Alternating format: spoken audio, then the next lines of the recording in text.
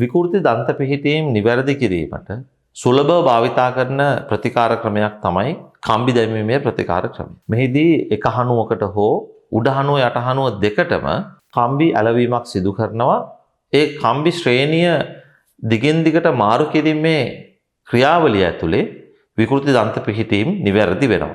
නමුත් මෙහිදී විවිධ ගැටලු වලට සංකූලතාවයන්ට සමහර රෝගීන්ට මුහුණ පෑමට සිදු වෙනවා. ඒ අතරින් එක් ගැටලුවක් තමයි දත් දිරා යෑමේ තත්ත්වයන් වැඩිපුර ඇතිවීම. ඇයි මෙහෙම සිදු වෙන්නේ? කම්බි සහ ඒ ආශ්‍රිත උපාංග දත්වල දවටලා තැබීම නිසා දත් මැදීමේ අපහසුතාවයක් සාපේක්ෂව ඇති වෙනවා. එතකොට දත් අතර කෑම රැඳීම, මැලියම් රැඳීම වර්ධනය වෙනවා. මේ මගින් දත් දිරා යාමට අදාළ බැක්ටීරියා ගහණය මුඛය තුල වැඩි වෙන්නට පුළුවන්. ඒ වගේම ඒ සඳහා අවශ්‍ය පරිසර සාධක වලට හිතකර තත්වයක් ඇති වෙන්න පුළුවන්. එවිට කම්බි දැමීමට පෙර තත්වයට වඩා දත් දිරා යෑමේ තත්වයකට රෝගියා මුහුණ දෙන්නට පුළුවන්.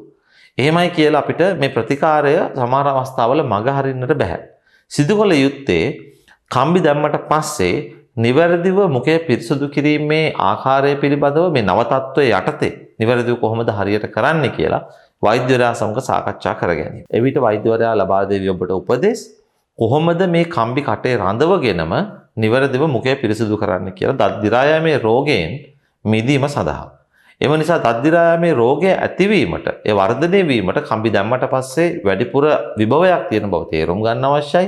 වඩා අවධානයකින් මුඛය පිරිසිදු කිරීම වෛද්‍ය උපදෙස් මත සිදු කිරීමත් අවශ්‍යයි. දන්ත ශල්‍ය වෛද්‍ය විද්‍යාව පිළිබඳව, මුඛ සෞඛ්‍ය පිළිබඳව දැනුම ඔබට තවදුරටත් ලබා ගැනීමට අවශ්‍ය නම් මෙහි ඩිස්ක්‍රිප්ෂන් එකේ තිබෙන ලින්ක් එක හරහා අපගේ WhatsApp සමූහයට එකතු වන්නට පුළුවන්.